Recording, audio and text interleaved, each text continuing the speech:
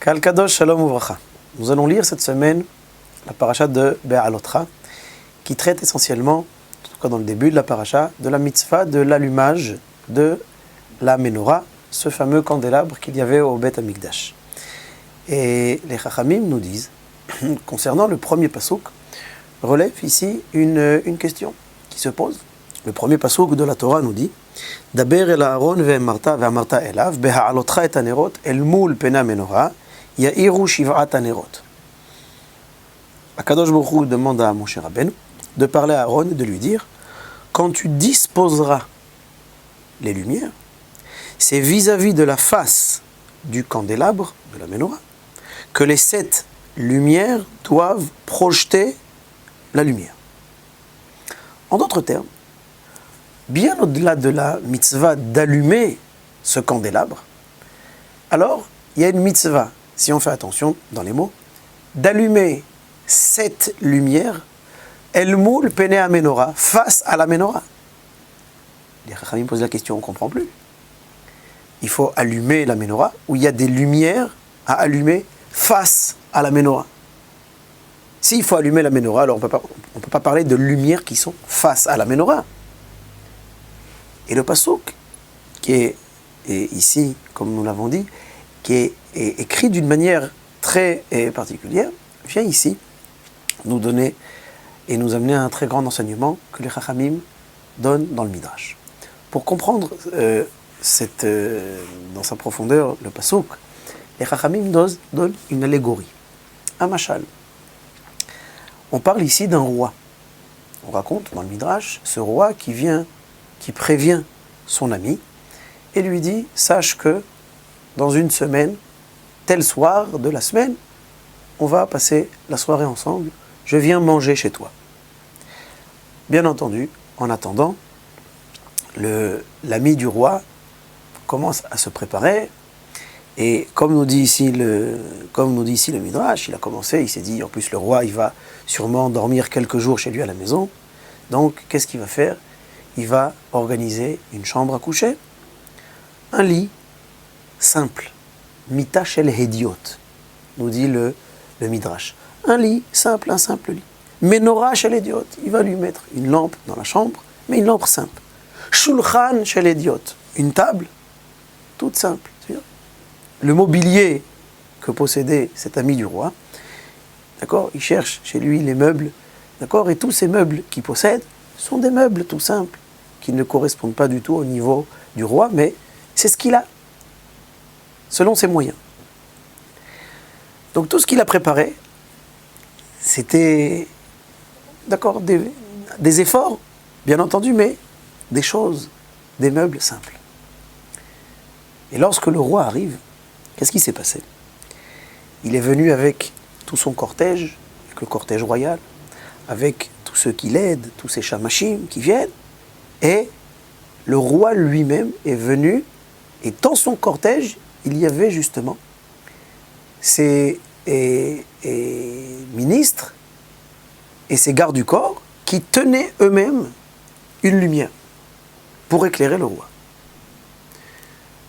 Quand l'hôte et l'ami du roi voient ça, qu'est-ce qui se passe ? Il voit tout ce kavod, il voit tous ces honneurs, il voit tout ce cortège. L'ami du roi a eu honte. Et après avoir eu honte, il s'est dit, tout ce que j'ai fait, ça sert strictement à rien. Je vais tout cacher, je vais tout enlever, il viendra et on verra bien. Pourquoi ? Tout ce que j'ai fait, c'est tellement simple, ça ne correspondra jamais à ce que le roi a comme habitude de se servir, comme ustensile, comme mobilier.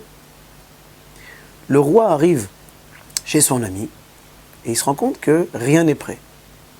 Le roi pose la question à son ami, il dit « Mais je t'ai bien prévenu que je devais venir.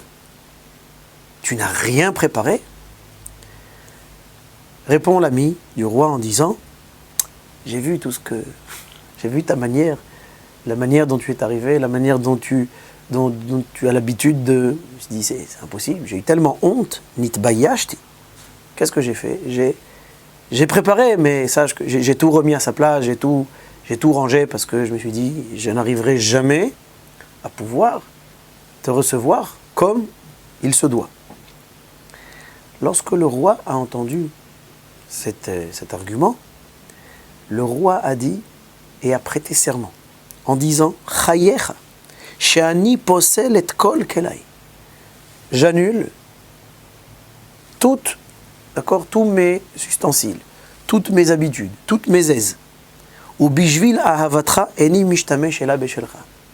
Par amour envers toi, je n'utiliserai que tes meubles, que le repas que tu m'as préparé. Ça va être pour moi, à mes yeux, le mieux. Non seulement que je vais les utiliser, mais je vais complètement annuler tout ce que j'ai préparé, tout ce que j'ai l'habitude de me servir, tous mes habitudes royales, je les mets de côté. Pour comprendre le Midrash, pour comprendre ce Midrash et notre pasuk, les Chachamim nous disent comment Akadosh Baruch Hu peut demander, qui bien entendu ici représenté par le roi, comment il peut nous demander d'allumer une lumière. Et où? Dans l'endroit le plus saint, dans l'endroit le plus kadosh, qui est le Mishkan, le Beth Amikdash. A priori, c'est Akadosh Baruch Hu qui nous éclaire. Comment nous, Akadosh Baruch Hu nous demande à nous, en tant qu'être humain, en tant que hédiotot, en tant que gens tout simples, comment c'est nous qui devons allumer la lumière? Comme si, Chas v'Shalom, on venait éclairer, on avait besoin d'éclairer pour Akadosh Baruch Hu. On ne peut pas parler de besoin, on ne peut pas parler qu'Akadosh Baruch Hu a besoin de notre lumière, il n'a pas besoin de notre lumière. Alors pourquoi il nous le demande? C'est ce que nous dit ici, c'est ce que nous explique les Chachamim. Nous avons ici 7 lumières de la Ménorah qui sont face à la Ménorah. Ça veut dire quoi? Il y a effectivement une Ménorah d'êtres humains, de Kohanim, de représentants du Ham Israël, face à la Ménorah d'Akadosh Baruch Hu. Toute notre réalité terrestre, elle est parallèle à une réalité qui est céleste. Lorsque un juif fait une mitzvah, lorsque nous venons et nous sommes dans le monde d'Akadosh Baruch Hu et nous accomplissons la parole et la volonté divine, ce n'est pas un acte minime. Ça nous a l'air, nous, d'un acte de hédiot, de gens simples. Mais Akadosh Baruch Hu nous dit, c'est par vos actes que je gère le monde. C'est par vos actes que je vais résider ici, sur terre, ce qu'on appelle la Shekhinah. C'est justement vos actes qui vont faire que ma manière d'agir, que ma manière de régir le monde, elle va être influencée. C'est Akadosh Baruch Hu qui a décidé. Pourquoi?